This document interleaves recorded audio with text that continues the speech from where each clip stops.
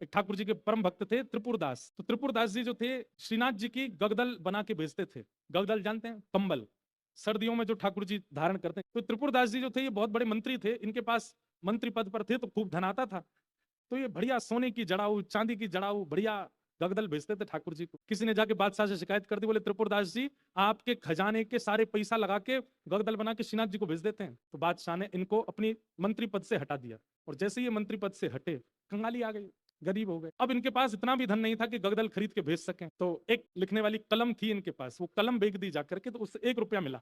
1 रुपया से इन्होंने जो वस्त्र खरीदा, बिल्कुल थर्ड क्लास वस्त्र खरीदा, 1 रुपए का आया। मन में बड़े दुखी थे, बोले ठाकुर जी मैंने कभी ऐसा वस्त्र आपको भेजा नहीं, लेकिन क्या बताऊं, और कोई मेरे पास चारा नहीं। वो वस्त्र खरीद करके उस पर प्रेम से हृदय से लगा के उस पर बढ़िया सुंदर कुछ रंग रोगन किया, जो जो उन पर उपस्थित था। थोड़े थोड़े इत्र बचे थे, इत्र लगा दिया और किसी के हाथ मंदिर भिजवा दिए। पहले तो हमेशा खुद जाते थे जब मंत्री थे, लेकिन अब मन में सोचे कि कहीं मैं ऐसी अवस्था में मंदिर गया, गोसाई जी ने अगर मुझे इस अवस्था में देखा तो वे कहीं मुझ पर कृपा करने के लिए धनराशि ना दे दें, इसलिए खुद नहीं गए, किसी के हाथों भिजवा दिया। गगदल नहीं बना पाए थे, चद्दर बनी थी, बस भिजवा दी।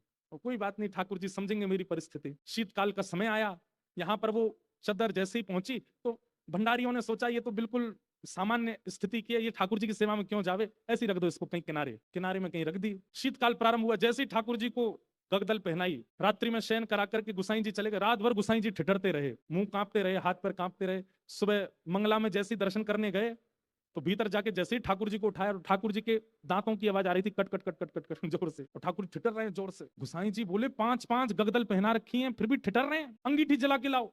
अंगीठी जला करके ठाकुर जी के आगे हाथ सेक सेक के, कभी हाथ पे लगा में, कभी गालों पे लगा में, कभी गले पे लगा में। ठाकुर जी बोले जाड़ो लग रहा हो, बहुत जोड़ते जाड़ो लग रहा हो मोए। जी बोले जय जय। अंगीठी जला दी, 5-5 गगदल उड़ा दी, और गगदल लेके आओ। महाराज 10-10 गगदल, ठाकुर जी ढक गए पूरे रजाइयों में, 5-5 अंगीठी जला दी, और ठाकुर जी हिल रहे हैं जोर से। और केवल नाटक कर रहे हो ऐसा नहीं, स्पर्श करने में बिल्कुल ऐसा लग रहा है जैसे मानो जैसे ठंडे पड़ गए हो ठाकुर जी। गुसाई जी तो इतनी चिंता में आ गए, क्या करें क्या करें क्या करें। अचानक गुसाई जी बोले 10-10 गगदल और 5-5 अंगीठी, फिर भी ठंडक नहीं जा रही, कोई लीला तो नहीं श्याम सुंदर की। ओह, निश्चित ही किसी भक्त के द्वारा भेंट आई है और वो हमने पधराई नहीं है, इसीलिए ये सब हो रहा है। तुरंत गुसाई जी बोले किसी भक्त की भेंट आई थी क्या, क्या क्या भेंट आई बताओ। सब बताया, बोले ये भेंट आई है। एक बोला एक और आई है, वो पतली सी चद्दर आई है, एक उसका कपड़ा भी ऐसा हम भी नहीं पहने, वो रखी है किनारे। गुसाई जी बोले वही लेके आओ। लेकर के आए, सारे 10 के 10 गगदल हटाई, पतली सी बेकार से कपड़ा की वो चद्दर जैसे ही ठाकुर जी को उठाई, ठाकुर जी बोले पसीना आ गए मुझे तो भैया, मेरी सबरो जाड़ो चलो। अरे अंगीठी हटाओ, मुझको बहुत जोर से गर्मी लग रही है। गुसाई जी बोले बलिहारी सा ठाकुर जी, आपको ना तो जाड़ा लगता है, ना भूख लगती है, ना प्यास लगती है, ना गर्मी लगती है। भक्त के द्वारा प्रस्तुत भाव स्वीकार